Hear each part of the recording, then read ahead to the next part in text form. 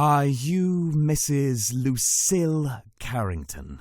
Yes, that's right. And your husband is, or I should say, was, Mr. James Carrington, who died 2 days ago at your home, 180 Portland Street. Yes, James was my husband.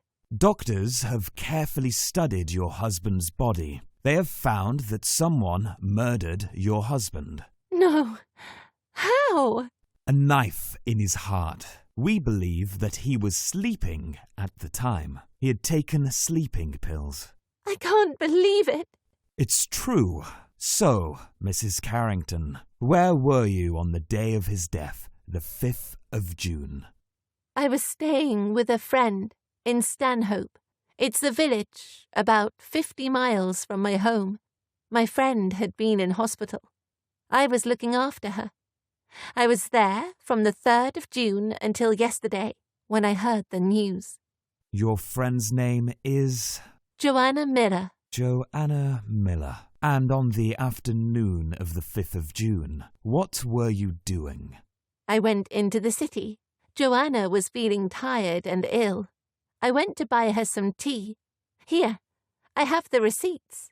Did you go there alone? Yes, I did. By car.